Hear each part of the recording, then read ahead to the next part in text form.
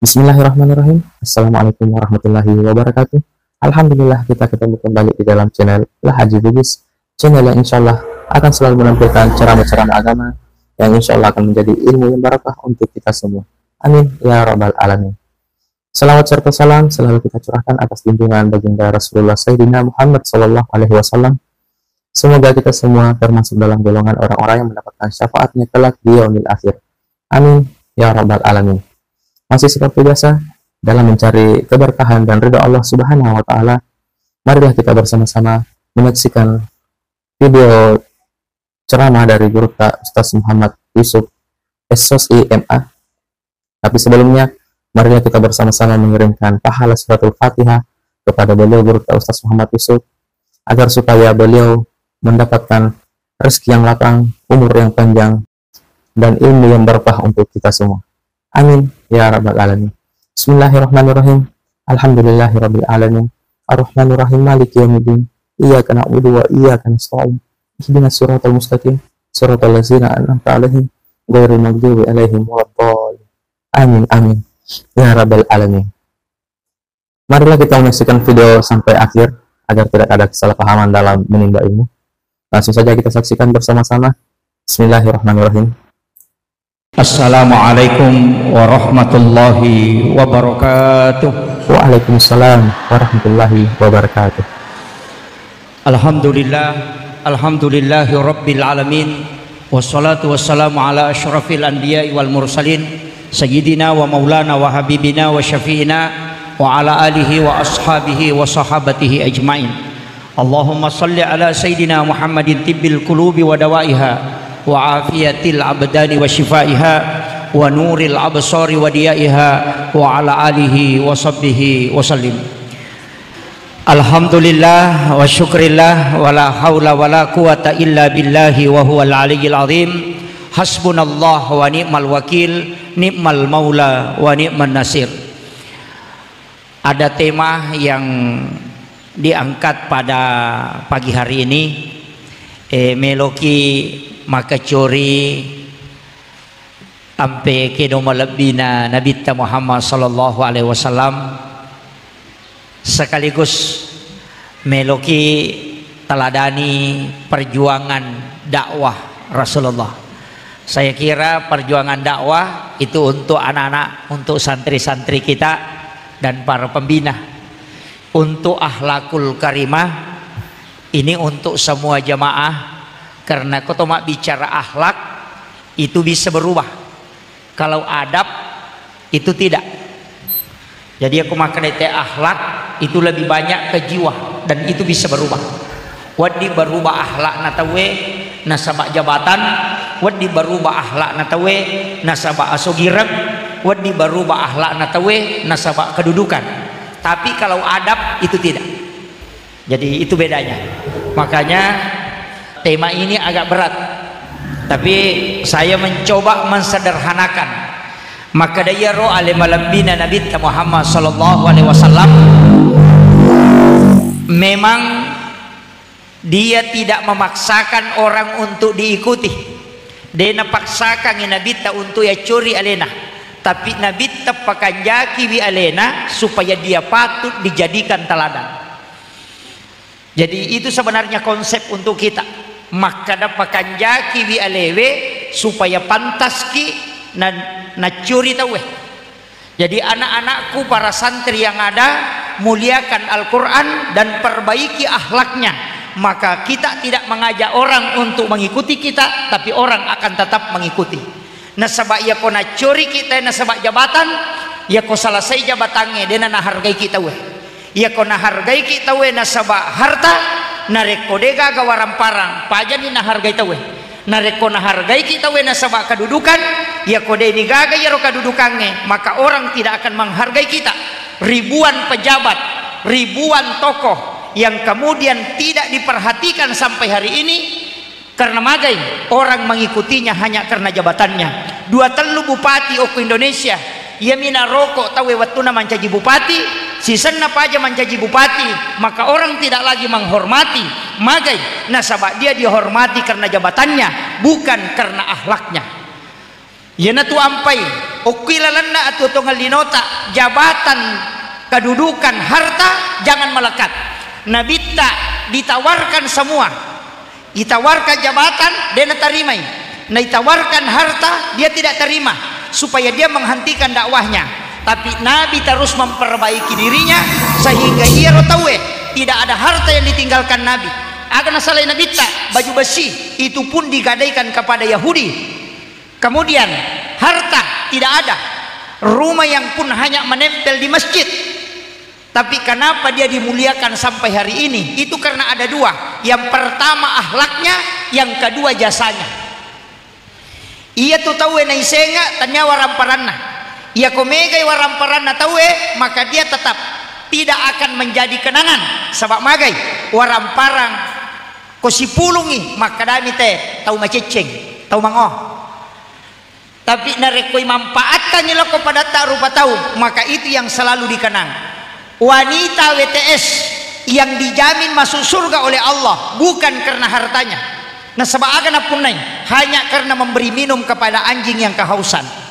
Tapi agana na pakai sepatu timpona ketika dia turun meminum air di dalam sumur, naitai asue madakah naludungi sepatuna, maka dia mengambil air kemudian dia menjadikan alat supaya napake ya ro asue minum.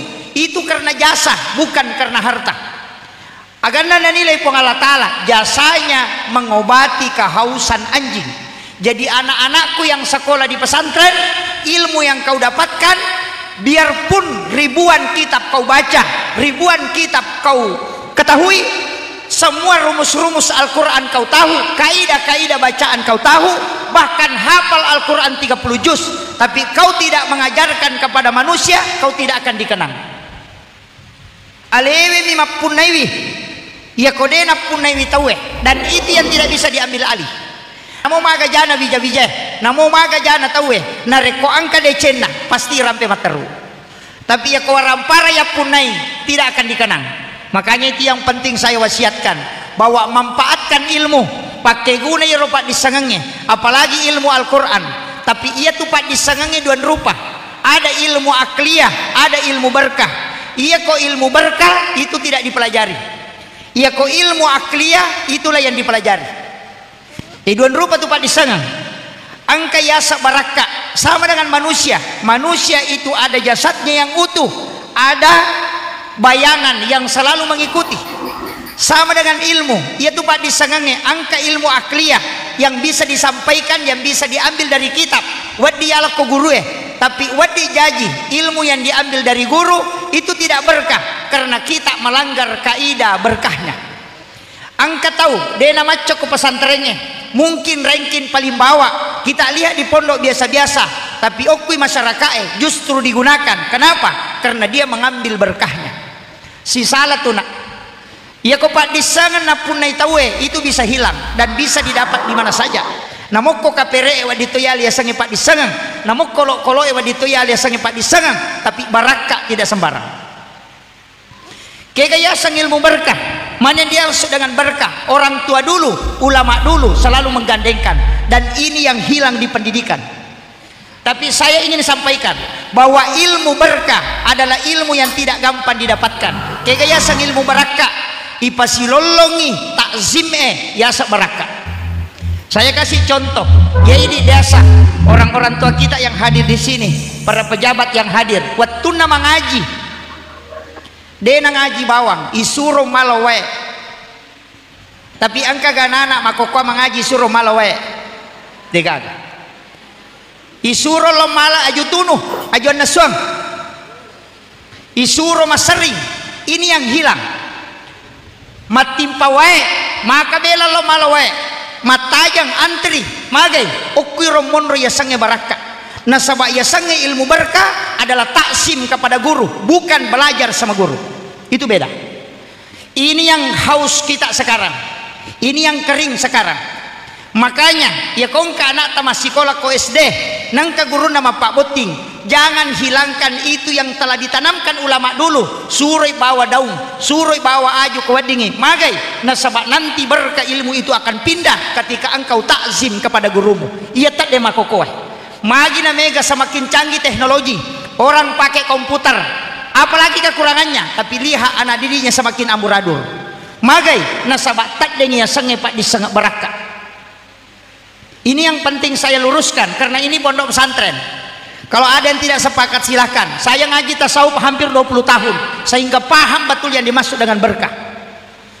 Anak-anakku yang belajar di pondok, jika ingin mengambil berkah gurunya, ada beberapa langkah yang diajarkan dalam tasawuf. Yang pertama, kirimkan Fatihah gurumu, atau engkau masukkan dia dalam doa ketika engkau sujud terakhir dalam sholatmu.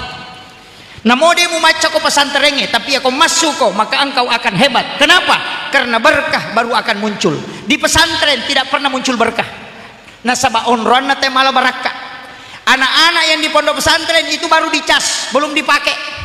Nanti keluar baru dipakai. Saya bisa bertaruh pak, maka dia kongka anak-anak kami nak bodoh ke pesantrennya, tapi ya kau masuk ke sekolah umumnya dia bisa ranking. Bisa kami nak betah ke pesantrennya dia gak ranking nalah, tapi ketika keluar dia baru muncul, bisa masuk 3 besar atau 5 besar. Magai bukan bodoh di pesantren, bukan juga cerdas di luar, napai tak pakai ilmu berkahnya. Jadi itu ke pesantrennya angka memeto barakah. Tamai anak tok pesantrennya, ibu bapaknya sudah masuk di pondok. Ya koma pesantrennya anak tak indo ambo nama pesantren to. Agar nama pesantren bukan jasadnya, tapi kalbu orang tuanya sudah berada di pondok. Ya naruya sebaraka. Apa iya tuh anak tak kongka ke pesantrennya, perasaan na indona tulilari lokoro. Melo imatindro ningerang anak-anak dia di pondok. Jadi ruhnya sebenarnya ada di pondok, walaupun jasadnya ada di rumah. Maka orang tua itu ruhnya selalu berbolak-balik ke pondok menziarahi anaknya, dan itulah yang dimaksud dengan barakakna anak-anak pertama pesantrennya macio indo ambona, ruhnya akan selalu ke pondok. Ya nang katau matona pas sekolah pesantren anak nadena nawanawai anak kome matinro tau mata lemu to nyawana itu. Iya, itu pasti. Kemudian saya wasiatkan kepada anak-anakku, karena di sini penghafal Al-Quran, talaki Al-Quran itu ada 2, talaki kepada guru, yang kedua talaki kepada Allah.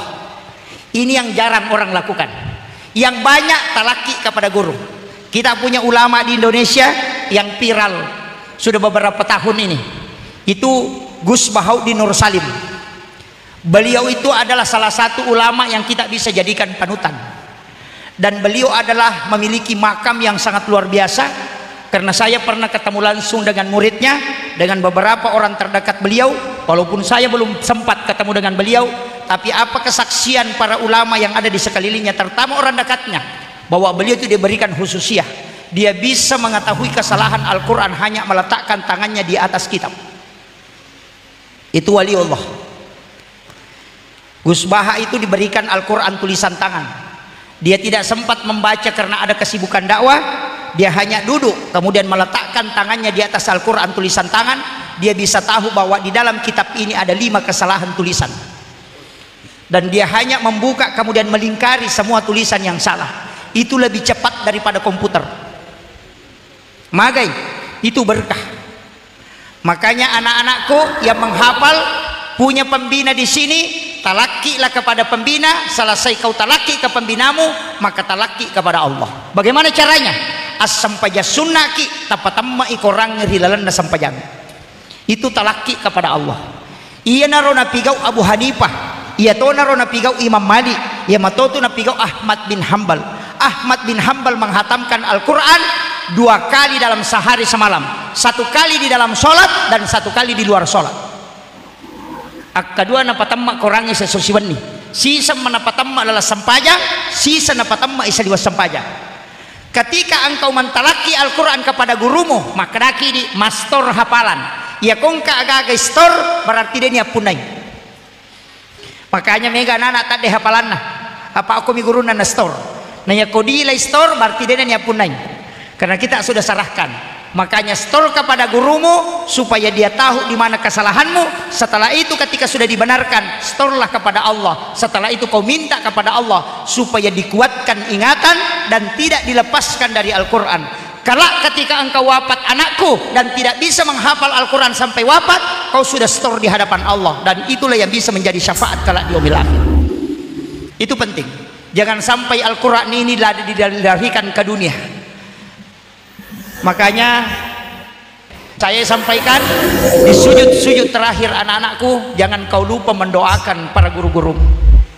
Masukkan dia di dalam doamu. Itulah sehingga Ahmad bin Hanbal mengatakan, selama 30 tahun saya mendoakan Imam Syafi'i dalam sholatku. Bayangkan, selama 30 tahun dia mendoakan Imam Syafi'i dalam sholatnya, dan setiap mau tidur dia mendoakan gurunya. Ulama-ulama dulu itu diberikan keberkahan karena takzimnya kepada guru. Maka adab, akhlak kepada guru itu yang harus kita utamakan. Maka makanya ini akhlak tak, insya Allah ilmu akan mudah mengalir. Dan memang pondok pesantren, saya juga sebenarnya Pak, dulu di Nurul Azhar Talawi beberapa kali memberi saran kepada guru Teki Haji Fathuddin Sukara supaya kelas itu dipasangi AC, asrama itu dipasangi AC, kemudian ditata sedemikian cantik, kemudian anak betah di dalam. Itu dulu yang saya selalu sampaikan kepada pimpinan pondok, harus pakai spring bed anak-anak supaya nyenyak tidurnya, pakai spring bed yang bagus, kemudian jaga asramanya dengan asrama jangan yang kumuh, kemudian sumurnya diperbaiki atau tempat buang hajatnya diperbaiki. Tapi apa kata gurutta? Maka de gurutta makanya sana tapi mulu lengemotu matu agak alasan. Karena saya selalu mengatakan pesantren itu terlihat kumuh, magi pesantren yang ada di Pakanjaki. Ternyata ketika saya ke beberapa pondok pesantren di Jawa yang punya uang miliaran tapi tidak pernah memasang AC di dalam kamar santri, magai alasannya didik anakmu dengan pendidikan orang miskin supaya dia bisa merasakan sulit dan pahitnya menuntut ilmu. Kelak ketika dia keluar, sesulit apapun masalah dia hadapi, dia enjoy saja karena dia sudah menghadapi kehidupan yang susah. Dan dia tidak bisa terlalu takabur ketika dia berhasil, dan tidak akan jatuh ketika dia mengalami masalah yang susah. Mega pesantren Makokoe pasang AC, pasang spring bed, kemudian yan nasuatoni lailon ritoni pakaianna, sehingga Indomie mi bawa nisananasu komasui, ayam potong yang kita bikin di pesantren. Pendidikan pesantren itu 24 jam. Biarkan anak-anak panas di situ, taruh kumuh, didik dia menjadi dengan pendidikan orang miskin supaya dia bisa bersyukur ketika dia kaya dan bisa menghargai ketika ada orang miskin, dan dia tidak jatuh ketika menghadapi masalah besar. Jangan lupa like dan bagikan video ini kepada orang-orang di sekitar kita agar mereka tahu dengan ilmu yang ada di dalam video ini. Sebaik-baiknya ilmu adalah ilmu yang bermanfaat bagi orang lain. Mega anak-anak Makoko tidak bisa berproses karena terlalu mewah di pesantren. Makanya makanya guru tak patamai anakmu ke pesantren yang masih original. Namanya kan di pesantren Makoko pakai AC, kemudian dilondrikan yang nasuangan nih. Saya masih di pondok, ya mau paman nasuh, ya toma sesak. Dulu kita makan di pondok, jalan kaki ke sumur itu kurang lebih 500 meter, o kopi bunga minum. Bayangkan Pak. Jadi tomandro ke seramai apa malala lobungnya 500 meter jauhnya karena kita malas ambil air. Lalu pio ke bujungnya apa timpa apa minum. Ternyata itu yang sunnah Nabi. Kita tidak tahu bahwa minum sesudah makan paling bagus setengah jam. Kalau mampu tidak mampu ambil 20 menit. Kalau tidak mampu ambil 10 menit. Kalau dalam hadis 40 langkah perjalanan baru kita bagusnya minum. Magai, ternyata orang yang tidak minum sesudah makan itu sunnah Nabi.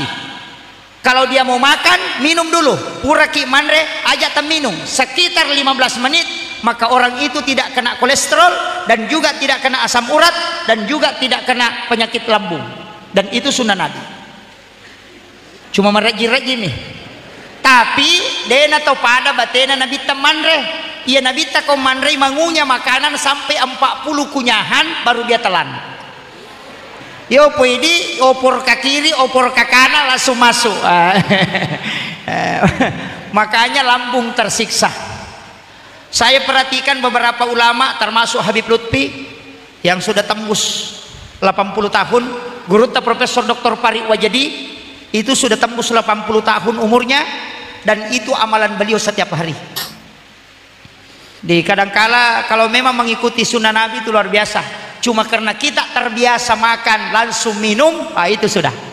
Nah, kemudian tadi saya bahas ilmu berkah. Jadi tidak ada istilah guruku dulu aja lalu, tak ada guruku biasa. Itu guru selamanya, tidak pernah berhenti menjadi guru.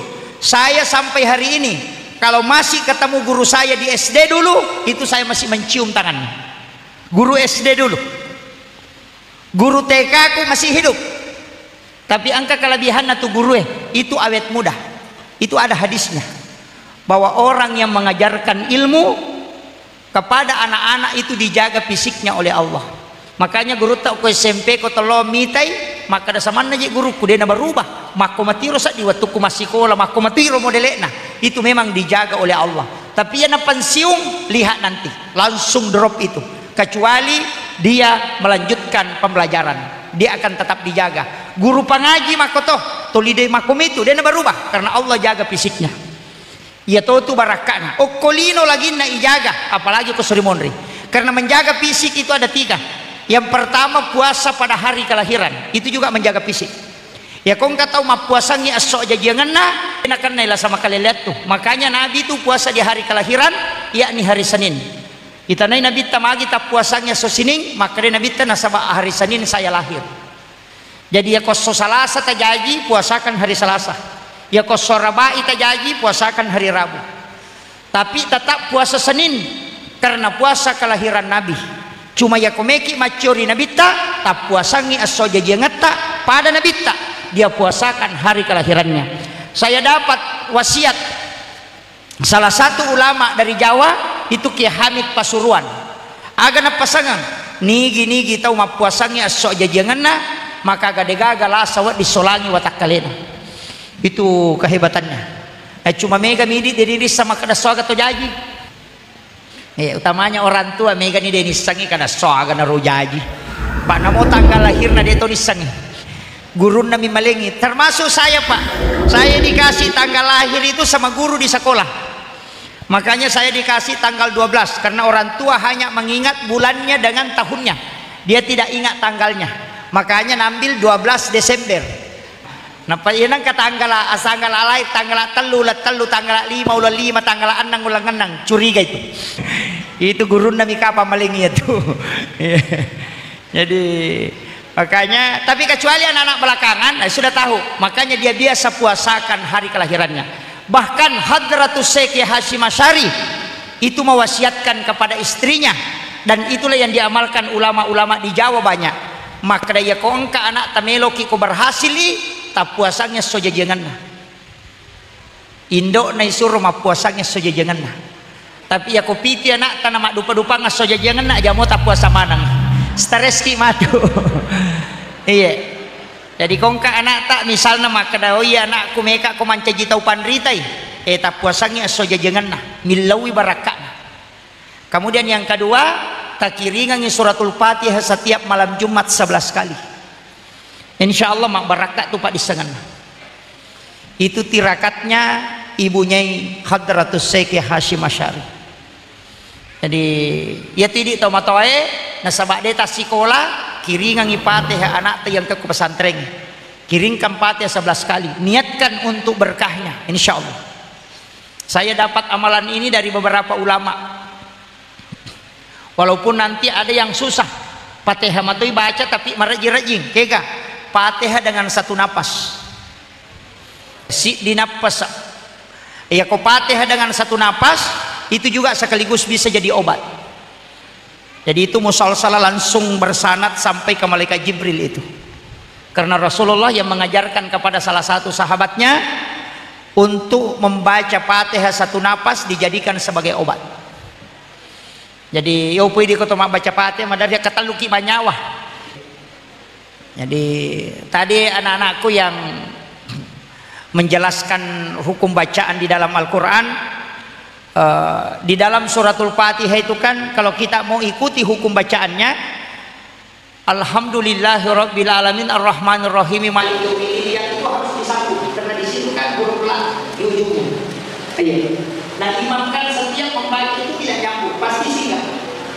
Karena kenapa? Ada kaidah lain bahwa setiap sampai satu ayat itu malaikat berdoa dan mengaminkan, sehingga tidak singgah memberi kesempatan malaikat mengaminkan.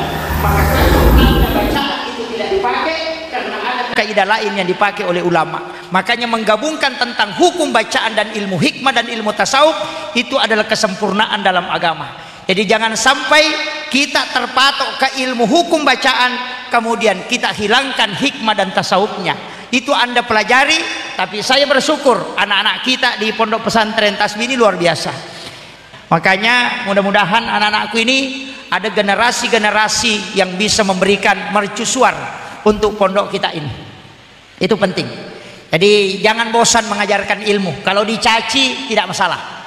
Berdakwah itu kalau dicaci tidak masalah. Nabi Muhammad saja didampingi malaikat Jibril punya mukjizat tapi tetap dicaci. Apalagi kita ustaz, iya. Nabi saja yang punya mukjizat dikawal malaikat Jibril masih dicaci. Apalagi kalau ustaz tetap akan dicaci. Karena kenapa? Cacian adalah tiket VIP untuk mengangkat derajat seseorang. Ini yang banyak ibu-ibu tidak paham. Kalau kita sudah merasa teraniaya, berarti itu tiket yang dikasih oleh Allah supaya kita bermunajat. Karena Nabi mengatakan, orang yang teraniaya doanya mustajabah. Jadi sitongan nalengi fasilitas puang Allah Ta'ala untuk diterima doa, tapi kita tidak gunakan. Makanya kong kata caci maki, makanya ulama itu kalau dicaci santai aja, magai. Mestinya dia mengatakan terima kasih banyak ya Allah, Engkau sudah membukakan pintu langit untukku supaya saya bisa berdoa.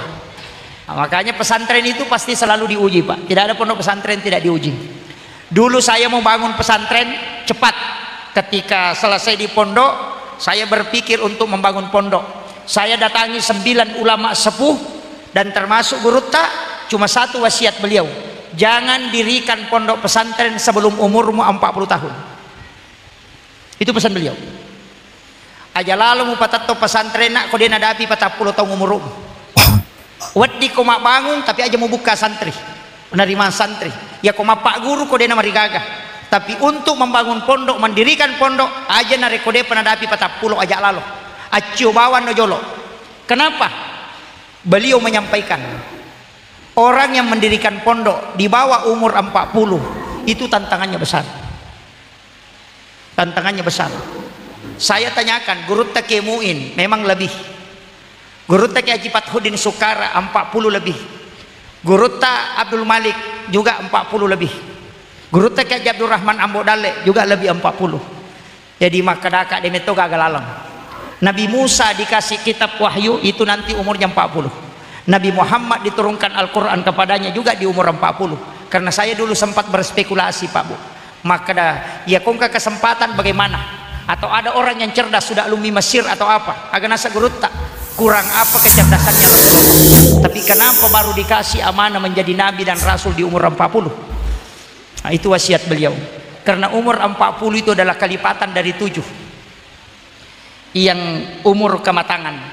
Apa iya kau 40 itu umur natawe, itu sudah ada isyarat kalbu, dan di situ ada memang dalam kitab hikmah kita ada yang mengawal. Jadi makanya anak-anakku, kita tidak menutup kemungkinan, kita janjian hari ini saya berdiri di hadapan kalian ceramah, tapi 5 tahun atau 7 tahun ke depan Anda yang harus berdiri di sini ceramah. Janji kalian itu harus. Saya itu selalu menyampaikan kepada anak-anak bahwa ada waktunya kita yang tampil seperti ini, kemudian ada waktunya kita harus duduk di bawah mendengarkan anak-anak kita memberi nasihat. Jadi banyak ulama kita itu mega tuh tau pandri tadi nak katok baju mana. Ulama-ulama sapu itu ndak khutbah Jumat, justru datang ke masjid di saf awal, kemudian dia duduk mendengarkan khutbah dengan tenang. Kenapa? Karena dia memberikan kesempatan kepada anak-anaknya memberi nasihat untuknya, supaya ilmu itu berbolak-balik. Makanya anak-anakku yang belajar di pondok ini, hafal Al-Quran dengan baik, niatkan lillahi ta'ala. Kalau Anda diangkat menjadi imam, maka berimamlah karena Allah, jangan berimam karena jamaah. Karena mega imam makokoy hanya berimam dengan jamaah. Ia rumalada esak dana napakan jaki bacana. ya rode na malada sadana na bala maniko mak baca Fatihah. Rakaat pertama, rakaat kedua makan jak lagona, rakaat ketiga karena tidak didengarkan jamaah na baca lalu mani. Maka imam seperti ini kalau dalam tasawuf itu belum pantas jadi imam. Nah sebab magai bacana untuk rupa taumi tanya untuk puang Allah Ta'ala. Fatihah pertama itu untuk Allah, Fatihah kedua untuk Allah, Fatihah ketiga juga untuk Allah. Kenapa kau perindah yang didengar manusia? Berarti sholatmu bukan untuk Allah tapi hanya untuk manusia. Itu yang saya titip beratkan anak-anakku. Pak Mega imam, utamanya imam-imam kontrak, dia pernah pahangir. Angka lalu imam gangka matau dia na pahang. Maka kanjak bacana ya ronang kalingai jamaah. Mas sampai jam mengeribi rakaat pertama maka kanjak bacana Fatihana. Rakaat kedua na lagorang, sisanya rakaat ketiga na baca lalu mani. Magai dia nang kalingai jamaah. Sebenarnya apa hikmahnya sholat? Ada yang sir, ada yang jahar. Angka ilah dak sada engkai dodongi supaya Allah tetap menjaga sholat kita lillahi ta'ala bukan karena manusia. Ada yang tidak diperdengarkan supaya kita diuji oleh Allah apakah indahnya bacaanmu sama ketika didengar orang adakah di saat saya yang mendengarnya. Oh ini yang parah ini anak-anakku yang jadi imam, hati-hati. Kami ga makoro napaki okuyaka nak budayaka nastain wih rokok nih agak na baca gimana padahal rakaat pertama maka kanjak bacana lago-lago sisanya rakaat ketiga oh na bala man. Nah ini yang jadi masalah. Makanya tapi dia togago ke pesantren Baitul Quran tidak ada insyaallah. Makanya anak-anakku itu yang saya wasiatkan. Karena penghafal Al-Quran itu Anda mau tidak mau pasti arahnya diangkat menjadi imam. Kenapa? Karena memang Anda yang pantas. Memang Anda yang pantas. Cuma kalau imam itu ada kaidahnya. Saya belajar tasawuf imam itu 1 tahun 8 bulan. Makanya saya tidak mau jadi imam. Karena saya tidak tamat, tidak khatam di imam. Cuma kalau imam itu ya disuruh guru tak lewat samping, jangan lewat pintu makmum. Ya ko imana apa alena sapiri sure lalu ko pintuna, aja na lalu ko pintuna jamaah supaya dia tak ganggu bacana. Kehusuannya juga tidak diganggu oleh makmumnya. Aja nih jatuh mabela malah dasar aja na imam sapiri oto lagi na dia nang kanenre ko pintuna penumpangnya. Ya narubawa tala dasar. Terima kasih yang sudah menonton sampai menit ini dan terima kasih banyak juga buat teman-teman yang telah mendukung channel Haji Bugis sampai saat sekarang ini. Yang belum subscribe silahkan di subscribe dan yang sudah subscribe terima kasih banyak. Semoga Allah membalas kebaikan teman-teman semua dengan rezeki yang melimpah insya Allah. Amin ya rabbal alamin. Jangan lupa tonton videonya sampai akhir agar tidak ada kesalahpahaman di dalam menimba ilmu. Yan ang kasapiri oto pintu na panumpang no lupa pitu layolo na panadapi kaderana. Kalalo ima na mo pintu na makunray no lato. Ima gimpe ya tuh. Ini penting saya wasiatkan. Itu wasiat guru kami. Dia bukan aturan dalam fikih tapi itu kaidah untuk imam. Napa ni kau imam pakai pelak korang aja lalu nanti 5 dolar poncok tuli lawar kopi si pulung. Ini anak-anakku yang menghafal Al-Quran, jaga betul hafalan. Saya bawa anak saya tidak kasih menghafal Al-Quran terus terang Pak, anak saya itu saya tidak kasih menghafal Al-Quran. Kalau orang tanya hafalannya itu belum ada, mungkin hanya dia hafal karena keseharian. Kenapa? Saya diberi nasihat oleh 4 ulama besar penghafal Al-Quran. Jangan kasih menghafal Al-Quran anakmu ketika masih kecil, ketika dia belum bisa menjaga adab dan kesuciannya. Kenapa? Sama ketika kau menempatkan Al-Quran di tempat kotor ketika dia belum bisa menjaga akhlaknya. Muliakanlah Al-Quran, nanti anak itu bisa bagus akhlaknya, baru kau ajarkan Al-Quran kepadanya supaya Al-Quran masuk ke dalam dirinya dengan sangat mulia. Itu yang perlu kita hati-hati. Walaupun sekarang banyak anak menghafal di usia muda, yang baru SD sudah hafal 15 juz, tapi kadang akhlak dan kesuciannya dia tidak jaga sehingga Al-Quran itu tercabut berkahnya. Inilah yang banyak sekarang anak-anak penghafal Al-Quran tapi berkah semakin jauh.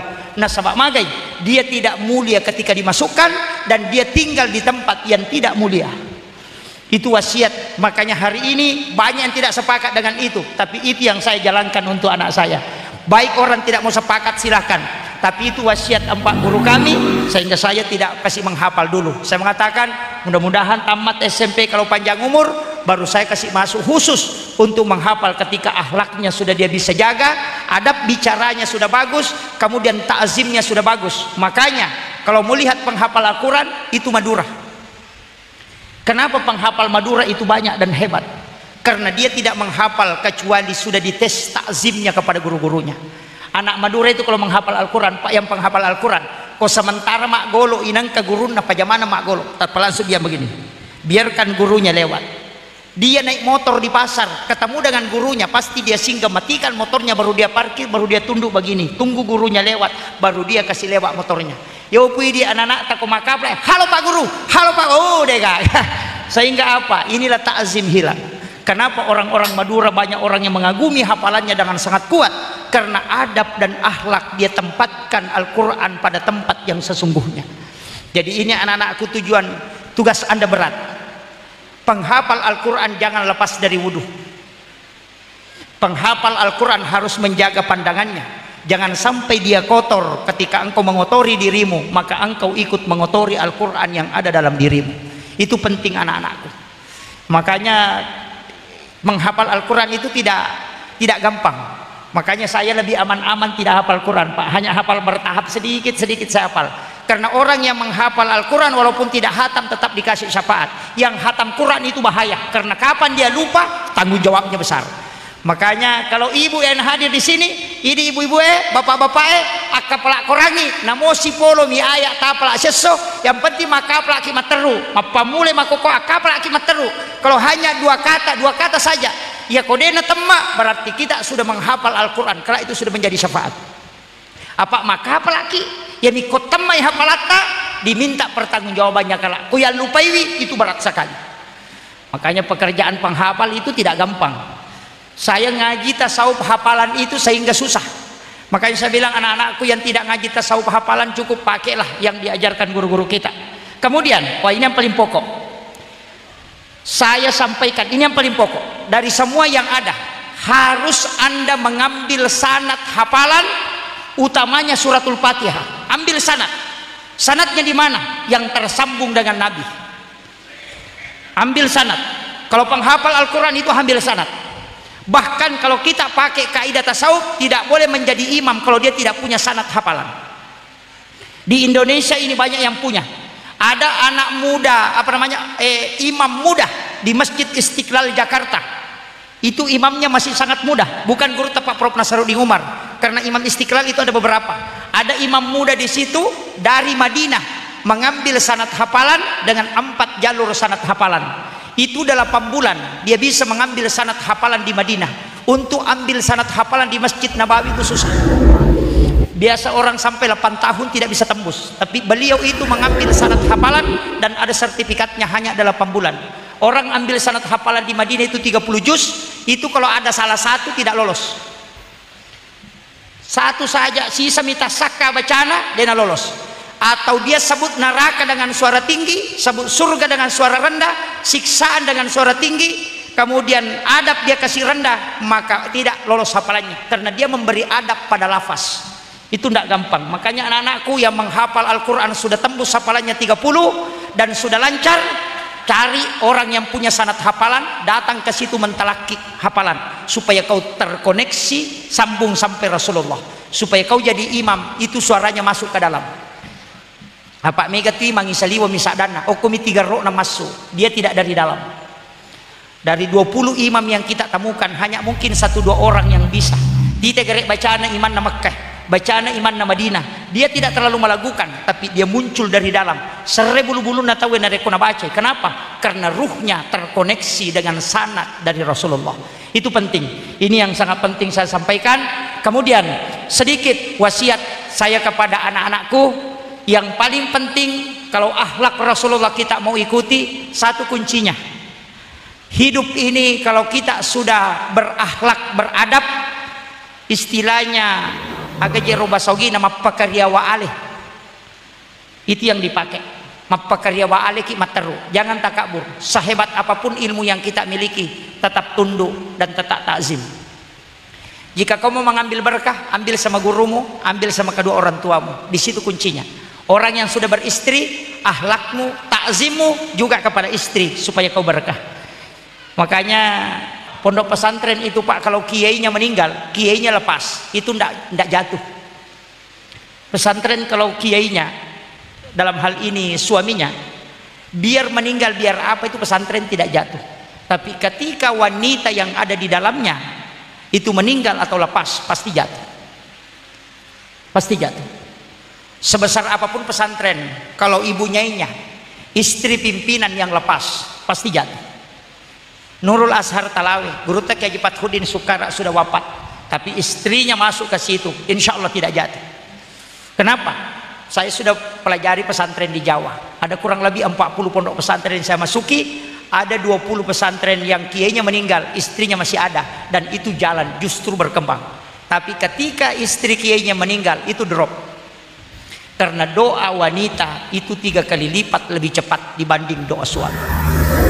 Keberkahan hidup itu ada sama istri sebenarnya, Pak. Makanya pejabat-pejabat yang hadir di sini, Bapak yang mewakili Pak Kapolsek yang di tengah-tengah kita, ketika istri beliau mendoakan, itu tembus. Seorang pemimpin yang hebat itu saya tidak melihat laki-lakinya, selalu melihat siapa yang ada di sampingnya. Pasti itu, Pak. Bupati, gubernur, lihat. Presiden bahkan.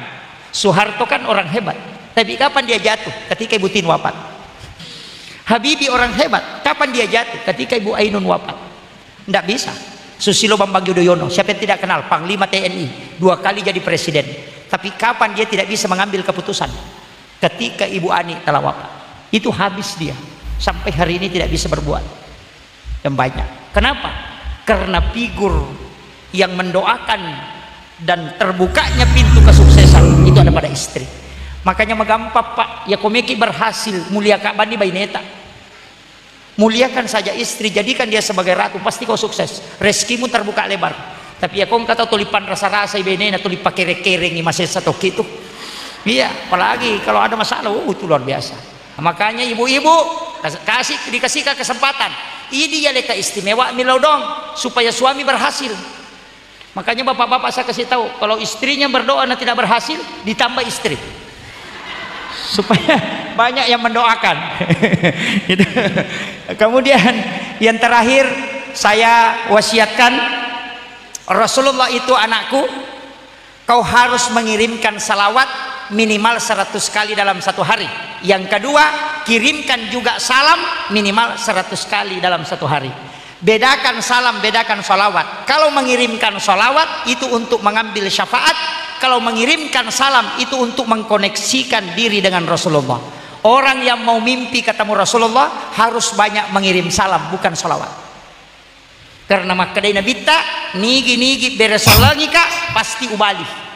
Nasabah Allah memberikan keistimewaan, saya bisa mendengarkan semua salam dari umatku. Kaya sadara salam, assalamu alayka ya Rasulullah, assalamu alayka ya Nabi Allah, assalamu alayka ya Sayyidi, assalamu alayka ya Aba Barruh, assalamu alayka ya Taha, assalamu alayka ya Sin. Itu yang disebut dengan salam. Kalau salawat, Allahumma sholli ala Sayyidina Muhammad wa ala ali Sayyidina Muhammad. Iya ko salawa wa Allah ta'ala si malaikat anak kiringangi balasan. Nabi tak akan memberi syafaat, tapi ya ko salam, Nabi akan menjawab langsung sehingga kita terkoneksi dengan Nabi. Makanya komeki malnipi si runtu Nabi tak kiringangi beresalam. Sebelum tidur saya kasih amalannya. Sebelum tidur berwudu sempurna, ajenneki suku pada ketome mas sempajang. Kemudian sesudah berwudu baca doa sesudah wudu. Setelah itu illau dongi, ya Allah, saya sengaja menyempurnakan wuduku untuk mensucikan diriku hanya karena kepengen melihat wajah kekasihmu di dalam tidurku. Kemudian ambil pakaian yang bagus, sebagaimana kita hendak menjemput tamu, utamanya di malam-malam Jumat. Ambil pakaian yang bagus, kemudian kita baring di tempat tidur, kemudian kita kirimkan salam berulang-ulang kepada Nabi, kemudian sambil meminta dia datang di dalam mimpi, maka dia akan datang. Pak Bupati tidak mungkin datang ke pondok kalau tidak diundang. Jangan salahkan Pak Bupati kalau tidak datang karena Bapak Ibu yang tidak mengundangnya. Begitu juga Rasulullah. Ketika engkau tidak bisa bermimpi ketemu Rasulullah, jangan salahkan Rasulullah, tapi salahkan dirimu karena kau tidak pernah mengundangnya di saat engkau mau tidur. Itu wasiat guru kami. Makanya guru tak makadai ya kong katau patapulo nitang umuruna nade penangkan nip pisi runtu nabi tanah mau cicem nih tau rogila ada itu. Sungguh celaka orang yang umurnya sudah 40 tapi dia tidak pernah sekali melihat wajah Rasulullah di dalam mimpinya. Peko carana.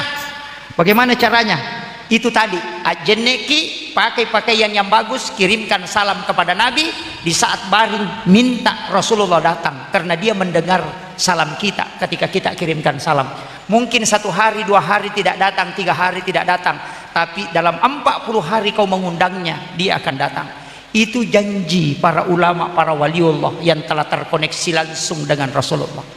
Ini penting saya wasiatkan. Namun ya mipak disangang etale nak toni. Anak-anakku yang menghafal Al-Quran, sungguh mulia ketika anda bisa melihat wajah Rasulullah di setiap malam Jumat. Kemudian kau minta berkahnya. Imamul Ghazali ketika menulis kitab Ihya Ulumuddin, kurang lebih 200 hadis di dalamnya. Dia tidak menulis satupun hadis di dalam kitab Ihya kecuali dia sudah talaki langsung kepada Nabi.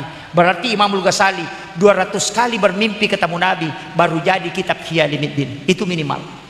Makanya anak-anakku yang sekolah di pesantren, anda mudah ketemu dengan Rasulullah ketika anda memintanya setiap menjelang tidur. Ibu-ibu juga begitu, jangan selalu main Facebook baru tidur. Tidak bakalan itu kalau main Facebook, karena Facebook bu tidak ada solusi. Sekecil dan sebesar apapun masalah jangan masukkan ke Facebook. Ambil air wudhu kemudian sholat. Di dalam sholat kita meminta, karena itu komunikasi langsung kepada Allah. Itulah yang dicontohkan oleh Rasulullah. Saya kira ini yang penting saya sampaikan. Mohon maaf saya ada acara yang sebenarnya lebih dulu daripada acara ini, cuma karena saya waktu itu saya memberitahu Pak Ustaz bahwa saya bisa dengan syarat tidak sampai sholat duhur. Karena kenapa? Saya ada acara lanjutan dan itu tidak bisa saya tinggalkan. Makanya saya mohon maaf tidak bisa panjang lebar, ini sudah 1 jam juga. Salah satu kebaikan dalam ceramah ketika ceramahnya pendek. Kalau panjang itu menyiksa Pak. Makanya saya sudah 1 jam pas, 1 jam ceramah. Terima kasih anak-anakku. Mohon saya minta izin didoakan. Karena anak-anak yang di pesantren itu doanya mustajabah. Doakan saya semoga tetap istiqamah. Kalau pikiran normal Pak, mungkin saya sudah drop. Tapi karena doa jamaah, doa para jamaah yang saya selalu minta, mungkin itulah yang menguatkan kami untuk terus berdakwah. Saya tadi mengatakan janji hari ini saya berdiri di sini, tapi 7-5 tahun ke depan Anda yang harus menggantikan kami di mimbar-mimbar. Ada waktunya kami tidak muncul lagi di depan seperti ini, tapi hanya tinggal untuk melakukan amalan-amalan khusus, hanya mendoakan secara rahasia. Itu wasiat saya. Akhirul kalam, wallahul muwaffiq ila aqwamit thariq. Nasrun minallahi wa fathun qarib wa basyiril mu'minin. Assalamualaikum warahmatullahi wabarakatuh. Waalaikumsalam warahmatullahi wabarakatuh. Alhamdulillah, Masya Allah. Itulah tadi ceramah yang insya Allah penuh hikmah oleh Guru Ustaz Muhammad Yusuf Esos IMA. Ada banyak amalan yang bisa kita amalkan di dalamnya, dan ada banyak hikmah yang bisa kita petik insya Allah. Jangan lupa like dan bagikan video ini kepada orang-orang di sekitar kita agar mereka tahu dengan ilmu yang ada di dalam video ini. Sebaik-baiknya ilmu adalah ilmu yang bermanfaat bagi orang-orang di sekitar kita. Jadi semoga bermanfaat untuk kita semua dan menjadi ilmu yang berkah untuk kita semua, terkhususnya untuk diri saya sendiri. Sampai jumpa di video selanjutnya. Hasbunallah ni'mal wakil, ni'mal maula wa ni'mal nasir. Summa salam. Assalamualaikum warahmatullahi wabarakatuh.